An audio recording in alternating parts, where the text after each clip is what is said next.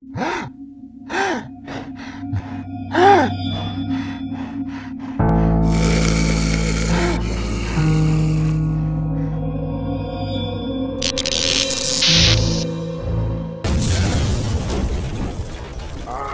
am the Narcopath. I'm here to give you a few more confessions. I know when we broke up it was so hard for you. Tell me about it. It's hard for all of them. And believe me, you're not the only one. Not by a million. But I digress. I am the queen of evil. Of course, you didn't know that when we met. And you probably wonder why you're having such a hard time getting over me, because after all, you knew what I did. You knew it was rotten to sleep with your brother and your mother and your father, but you still kept coming back, so I figured, well, if he's going to put up with that, then he deserves whatever else I dish out on him.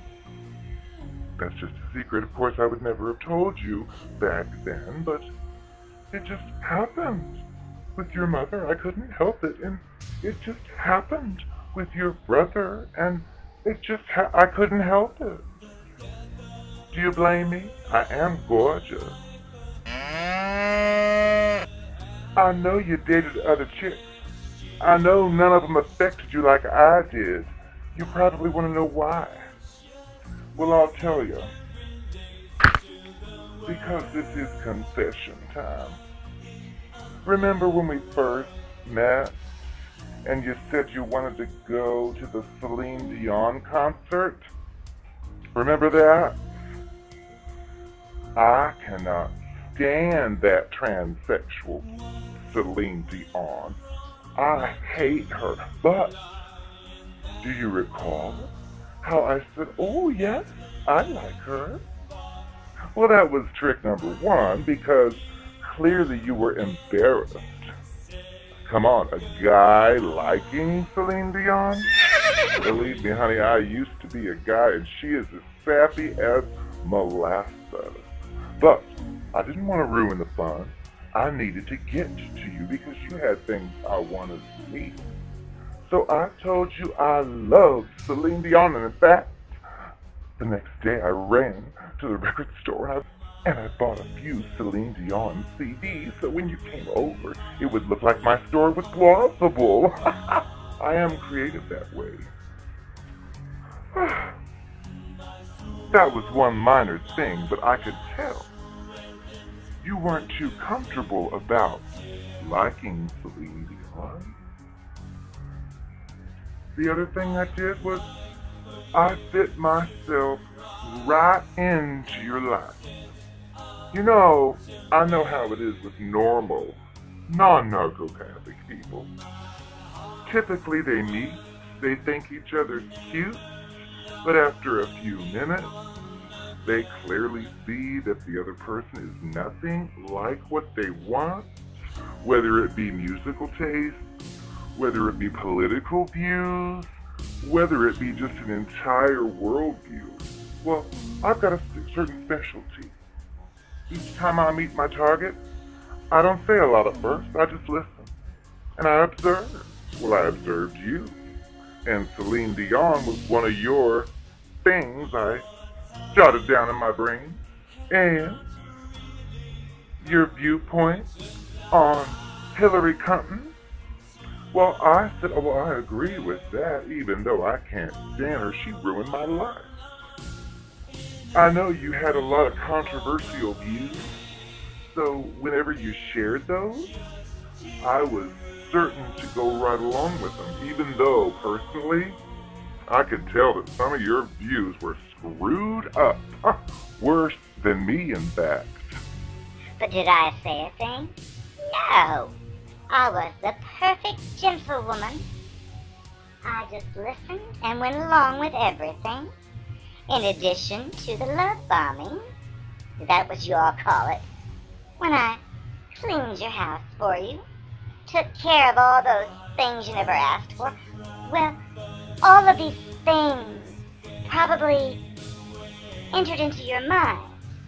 It told you just how different I am from anyone and everyone you've ever dated. Because, like I was trying to say earlier, usually when two people get together, they think each other's pretty.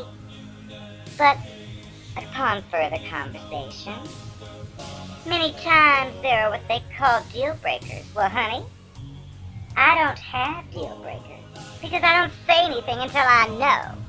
And I look. When you're not watching, when you've left me in your car to go inside the store for whatever you want to get, I'm going through your things. I'm looking through your glove box. I'm finding your checkbook that you stupidly left in there, and I stole a check out of it too because nobody should leave their checkbook in their car. But anyway, I digress again. You noticed how I fit in with you, and I noticed how you had a pretty strict schedule. Every Sunday you went to Mama and Daddy's for dinner. Every Monday, you went to church with Tamika. Well, did you notice how easily I just flowed right in and said, wow, I'm free Monday. I really feel like going to church. Could I go with you? I don't want to impose. And of course, you fell for it and said to come along, and I did, of course, even though I'm a devil worshiper. Just like Katy Perry. So, I took anything and everything you did that you loved, that you liked, and I just made sure I had some kind of interest in it. Of course, it was a superficial interest, but plus, when we made love, oh, I know you wonder about this one. Because I know you miss me in the bedroom. I know you do. What is the reason for it? The first time we were together, in case you don't recall, because I kind of put a little stuff in your drink when you weren't looking, so you wouldn't notice. I know, so soon, maybe. You were still awake enough to know what was going on. Well, I simply took your lead. That's right. So if we entered the bed and you put your hands on my shoulders and started to massage them and whisper in my ear, ooh, baby. Well, it wasn't just a few more minutes later until I did the same thing to you. Because, you know, with boys, I've learned, they typically do the things in the bedroom that they want done to them. Genius! So, what did I do? I just took a mental inventory of every single move you did, and I mirrored it back to you. And it was a success, because what happened? You asked me over again the next night, so we could do it all over again, and we did. Notice how I did whatever you wanted. You probably worried that I was being deprived of the things I might really like in private. Well, honey, you don't need to worry about that, because I've got other compartments with other people in them that you'll never and never would have heard about. So, you need not worry about that. Besides the fact, I love my pussy willow to be eaten out. And notice how you told me you weren't into oral sex? You know, most chicks would be out the door, and I know it. So I said, really? Oh, I'm so glad. I prefer men who don't like that. Oh, it always makes me feel so nervous. And of course I was talking through my Virginia, but you fell for it. You thought you finally found the one for you. The one thing you don't like to do that turns all the chicks away usually? I was 100% fine with it. See what I'm getting at? I don't need to go down the list of everything I did. The point was that you had some strange desires, some strange likes and dislikes. I could tell some of the times you were embarrassed about some of your little quirks. And every single time, I found something sweet about it, and you fell for it. So, One of the reasons why it hurts you so much now that I discarded you for bigger and better things is that you really thought you found somebody who was made for you. Well, I was, temporarily, but now I'm made for somebody else. In fact, I can't even remember all the stuff now that we used to do because I'm somebody else now. I'm somebody else's lover. They'll end up being discarded too, just like you, so don't feel too bad. They're not getting anything you weren't. In fact, I've cheated on this one more than you, and this one is so stupid. He believes every word I say, no matter how ridiculous. So, I've got it made. I was gone, in fact, the other night. I went to this hot party with all these guys, at least 10. Oh, dear. And he was concerned why I hadn't called back. I just made up a story, and he bought it. He deserves me.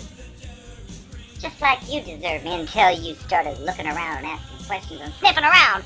I don't like when people sniff around. I say, don't go looking for anything on me, honey, because if you do, you're going to find it. And you're not going to be happy about it. So don't do it.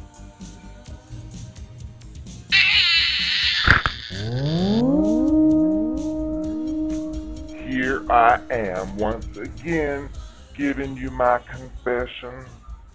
Well, I've got one more for you. When we met, I hadn't transitioned yet into the transgendered lesbian I am now. So as far as you were concerned, I still liked men. Well, I couldn't give you a boy or a girl baby, obviously, because of the circumstance. So do you remember that one day that I came home when you were laying in front of the television? And I said, put your clothes on. Let's go to the mall.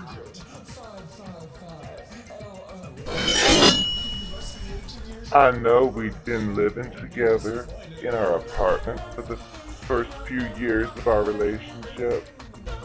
And because of my circumstances, I wasn't exactly fertile.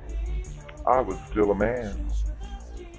Well, I knew that whenever you were busy at work, I was out having sex with the whole city, and it got to a point where I started to realize that if you were to find out about that, I might lose my room and board. So I had to do the next best thing. You see, I remember when we moved into our house together, how you suggested we got a dog. And what did I say? I said, oh, we're not home enough to have a dog. What are you talking about? But as I had sex with my next John behind your back, it started to occur to me what would happen if you happened to find out what I was doing behind your back. Plus, I knew that you had feelings and emotions for dogs, which I think are disgusting. I don't do poop. So do you recall that day I told you to come with me to the mall so we could go look at these darling dogs? I could tell that you were perplexed and wondering what I was talking about, but you're not going to know my plans ever. Well, I took you to that pet store thinking that you would fall for these mongrel creatures. And sure enough, you thought they were the cutest thing ever. And since I couldn't produce children, which if I could, I would, but wasn't an option. Sorry, they haven't come up with a solution for that yet in the elite. So we dealt with the next best thing, and I tricked you into, you buy one dog, I'll buy the other dog, and we'll have a happy family. And you did it! So, that was my ticket. That was the glue that would hold our family together, because I knew if we had two dogs, one yours, one mine, and you happened to figure out what I was up to, well, we'd have to work it out, because We couldn't split those two dogs up now, could we? I don't think, well, I could. I'd get rid of both, but I don't think you would, because I could tell how much you loved them. Deal with it.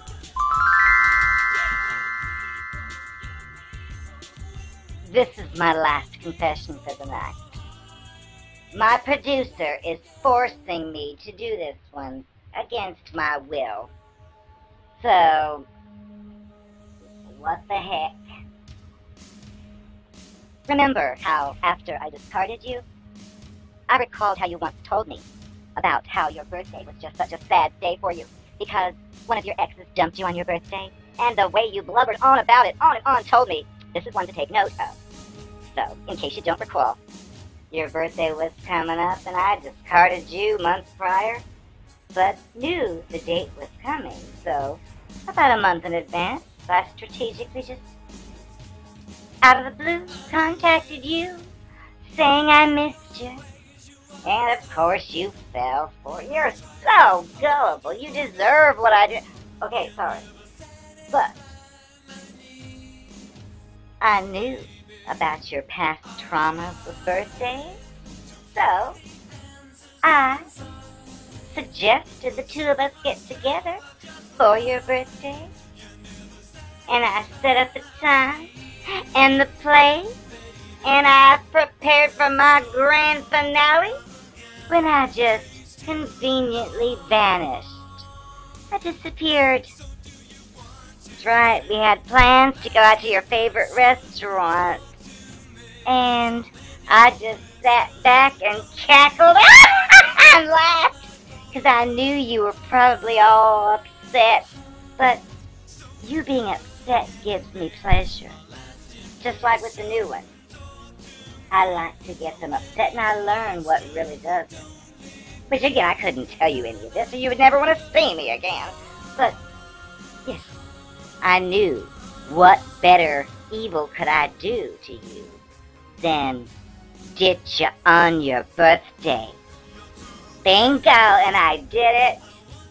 And then I pretended the next day when you were like frantically messaging me, which I knew you would. I just turned the phone off because I didn't want to see that crap. But the next day, remember I sent you that phony text that said, "Oh, I sent you this yesterday to tell you I couldn't make it." And then I never spoke to you again. And it worked. It worked because I drove by your house and saw you crying. I saw you in tears and it gave me such a rush. You'll never understand someone like me. You better be there if I ever call you again.